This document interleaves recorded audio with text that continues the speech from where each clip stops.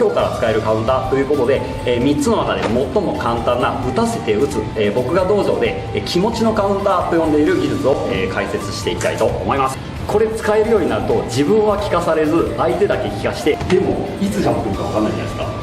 でこういう時にやってたのが今打ちたくなりましたなのでボスこんにちは、空手家講義です。今回のオンライン教室でお届けするのは誰でも今日から使える、カウンター技術です。カウンターというと高等技術で相手が打ってきた攻撃に合わせて出すというイメージを持っている人も少なくないと思いますが、実は、相手が何を出してくるかいつ出してくるかわからない状態で技を出し始めたものに対して技を合わせるっていうのはもう至難の技でよほどレベルに差がないと正直できません。しかも空手はトーナメントでポットでの選手や、そもそも映像を見たことない選手との対戦も少なくないので、事前に研究できず大会の当日 1,2 試合見ただけで対策を考えなければいけないことがほとんどになります。なので細かい技術まで言っていたらキリはないんですが、自分が空手で使っていたカウンターの理論は、大まかに、分類すると3つカウンターを、僕の場合使ってましたが、先に動いて打つカウンター、打って止まって誘って打つカウンター、打たせて打つ気持ちのカウンターっていうこの3つを僕が使ってたんですけども、これらは初めて対戦する相手で癖が分からなくても可能な技術で、改めて知ってから見ていただくと100人組ではこれらのカウンターを僕が相当対応していることが分かると思います。そこで今回は誰でも今日から使えるカウンターということで、3つの中で最も簡単な打たせて打つ、僕が道場で、気持ちのカウンターと呼んでいる技術を、解説していきたいと思います。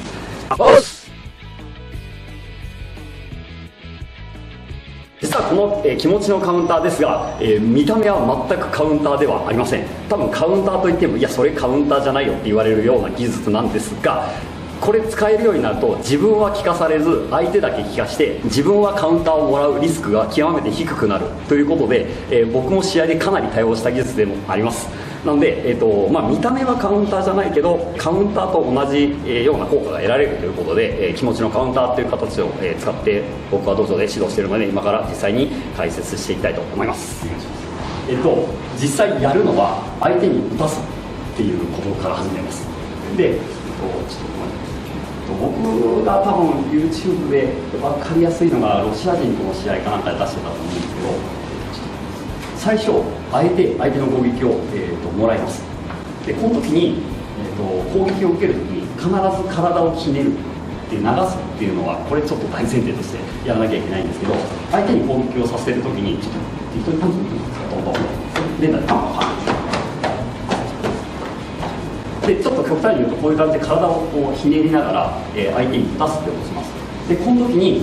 常にいつでも自分が攻撃出せる体勢で、動き続けて体を切り続けるっていうのがめちゃくちゃ大切なんですけど、ここで、ポンポンとなんか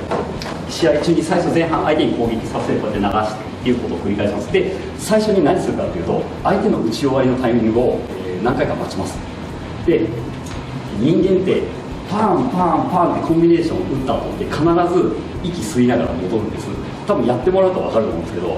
連打って出し続けられないんでシュッシュッシュッでこの瞬間って絶対吸うんですよ。で人間吸うタイミングって必ずカウンター打てないんです。多分こう皆さんやってもらうとパンパンパン吸いながら戻る瞬間に攻撃しても多分出ないんで、このタイミングを待ってこのタイミングを狙うっていうことをひたすらしてます。なので最初打たしてって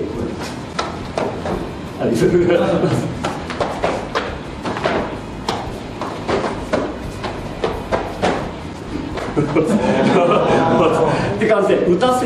たせる時に流すっていう感じで、基本的に最初攻撃させるんで相手は攻撃って思ってるんで、こっちはただ受け流すと思ってるんでダメージが基本的には受け流してるんであまりないっていう状況で、相手が攻撃意識している時に終わった瞬間にバン終わった瞬間にバンっていう風に入れていくと手数は圧倒的に向こうの方が多いんですけど、こっちにそもそも受け流して相手の終わりにこっち出してるんで、ダメージとしては、1分というか30秒交換するともう手数が少ないこっちの方がダメージとしては、勝る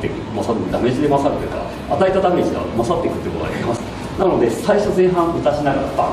打たしながらバン打たして終わりにバンで慣れてきたら打たせてここで終わりでポンっていったらそこからポンってつなぐで打たせて終わったらパンパンパンってやっていくと最終的に何が起こるかっていうと、相手の人って自分が攻撃したらいつか攻撃が来るっていう、気持ちになって強い攻撃が徐々に出なくなってきます、相手の人が。で相手からするといつか攻撃が来るかもしれないと思いながら打ってると、攻撃だけに意識がいかないので、多分色帯の時に上級者とか黒帯の人がやってる時にそういう恐怖感を味わいながら組み手したことある人いっぱいいますよねですよね。そういう時って思い切り攻撃できないじゃないですか。そうするとこの気持ちのカウンターってもっと打ちやすくなるんですよ。相手がコアゴア打ってるんで、もう終わり際がめちゃくちゃ分かるんで、どうしようどうしようって迷っていればいるほどこっちは受け流すのが楽になるし、打ち終わりに強打を打ちやすくなってくるんで、これ、気持ちのカウンター使えるようになると、30秒1分って時間が長くなればなるほど気持ちのカウンターはどんどん打ちやすくなって、相手の手数がどんどん減ってきて、相手から攻撃がどんどん少なくなるので、最終的に、相手を飲み込めちゃうっていうことができます。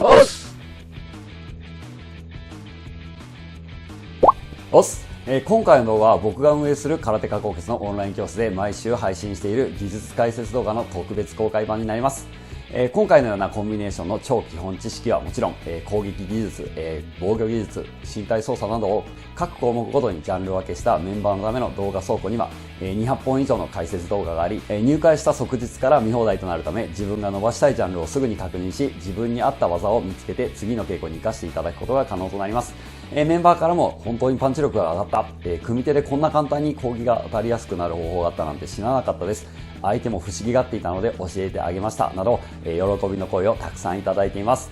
オンライン教室に関しては、右上のリンクをタップしていただくか、この動画の最後にこの左下ですねに出る、教室のマークをタップして、チェックしてみてください。では続きをどうぞ。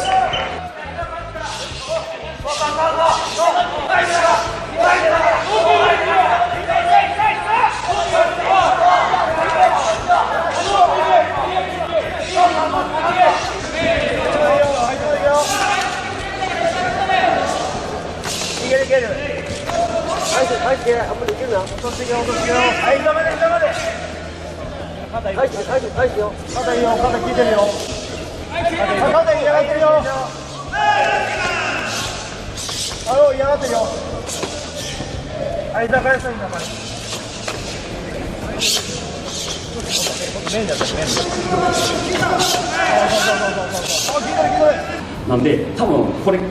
その色帯の時代に経験したことがあるんで、この気持ちのカウンターできるようになるとそれを意図的に起こせるようになります。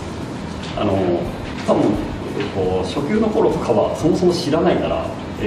必死に打って流されてるのに関係なく打って打たれてどうしようどうせ打ったら終わるしっていう風になっていくんで、これを意図的に起こしているのが気持ちのカウンターです。